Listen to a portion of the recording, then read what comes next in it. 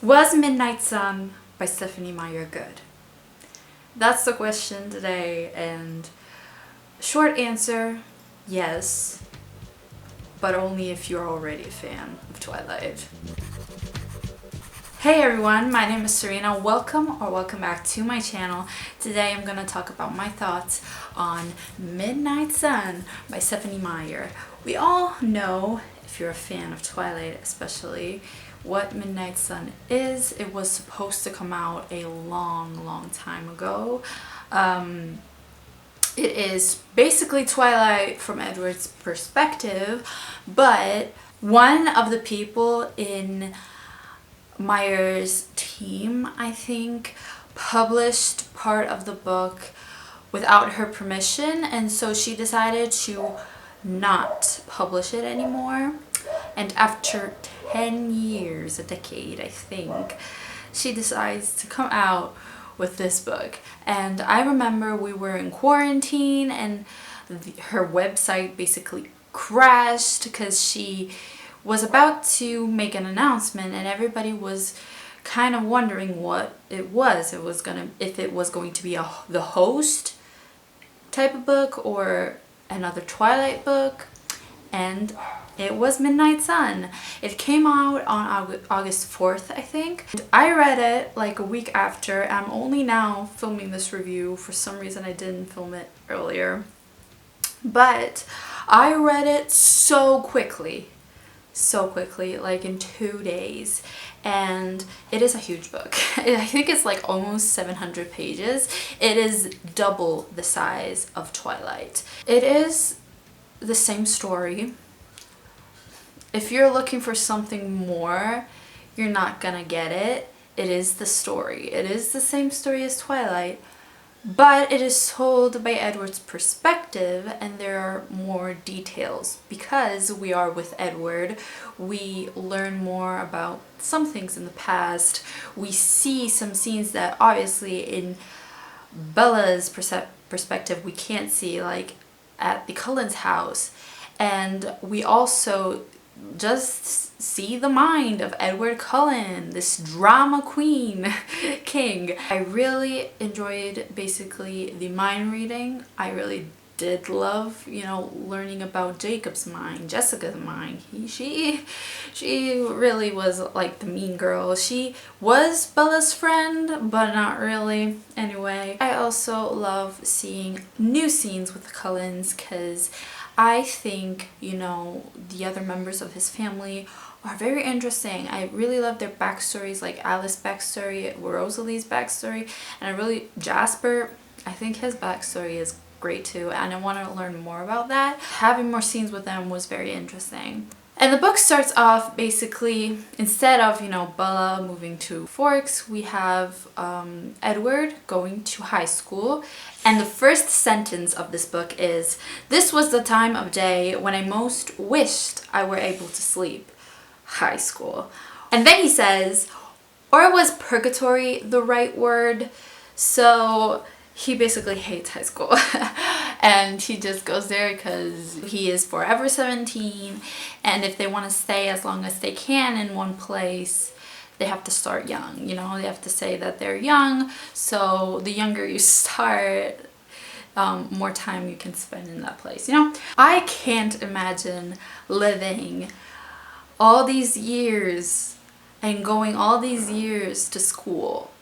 He basically knows everything by heart, and I wouldn't want to go back to high school, honestly.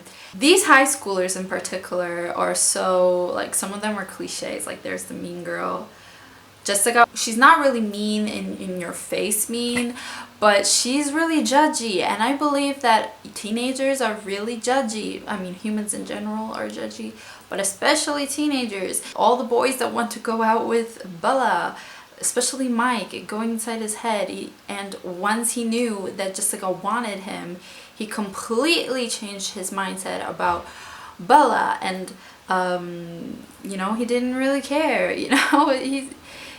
He was just attracted to her in that moment. Maybe she was the new girl.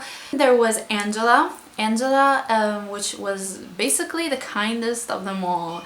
And Edward, later on in the book, decides to help her in some way with Emmett. And basically he got her a date to the prom with the boy she likes.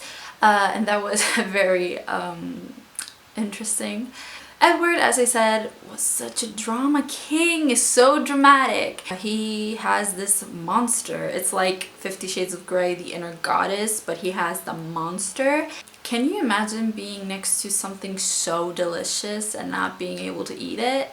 That's basically what is happening here. The biology scene in which he really wants to drink her blood, but he is using all of his strength to not do that. He really goes through a journey in his mind, and it was so interesting. This is the first chapter, I think, like first sight, yeah. He says, "Her scent hit me like a battering ram, like an exploding grenade. There was no image violent enough to encompass the force of what happened to me in that moment.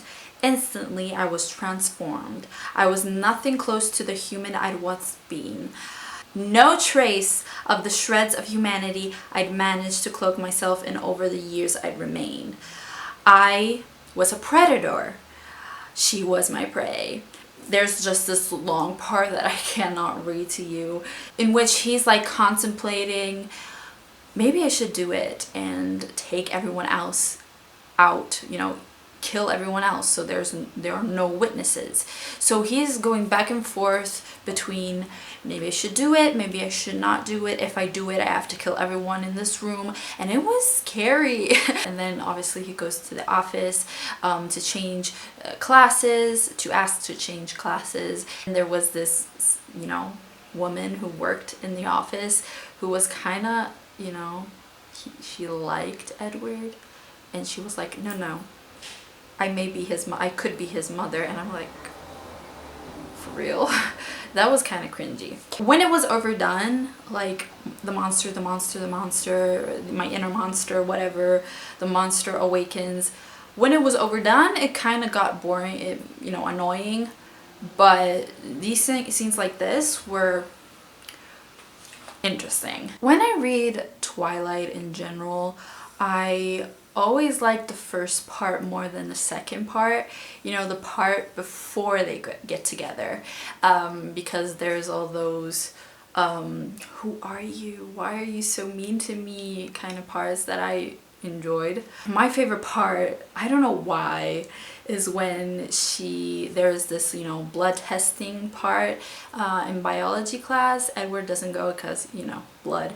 And then she faints and Mike carries her out, and Edward sees Mike carrying her out and he's very worried. And I find that part so hilarious, and I don't know why, I really like it. Jasper and Rosalie basically hate Bella from the beginning. Alice, you know, by reading the future, she could tell she was going to become a friend. Emmett, he is cool. I love that there are more scenes with Emmett in Midnight Sun.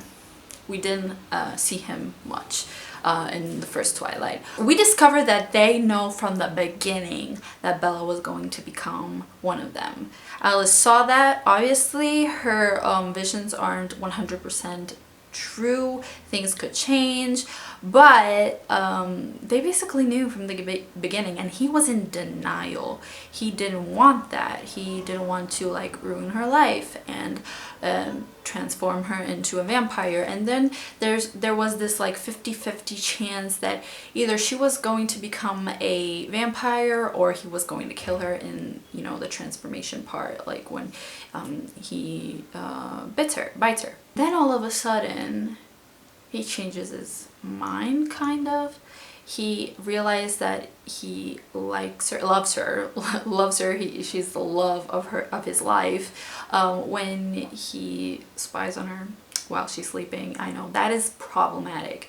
Two of the most problematic things in this book are the stalking and the representation of indigenous people. I don't remember in this particular moment the name, but I will write it down on the screen and I'll link down below the information, because that's not cool. We don't want misrepresentation. I was talking about him all of a sudden being in love with Bella when he hears her speak in her sleep, and she says basically Edward. Speaking of Bella, I thought she was more interesting in this book than in Twilight. We all know that Bella can be annoying, and a lot of people say that they don't like her because she's annoying or boring, but Midnight Sun made her so much interesting. We really don't know why he falls for her, and a big part of that is because he can't read her mind.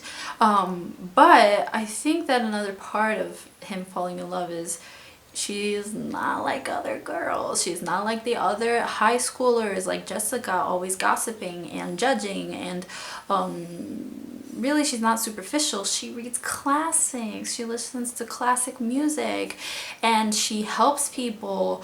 We really just see her being different in comparison to the other people, and the fact that there is that mind reading really highlights that. So Bella is likable in this book, honestly. Yeah, the girl on girl hate with Rosalie wasn't my thing. She was jealous.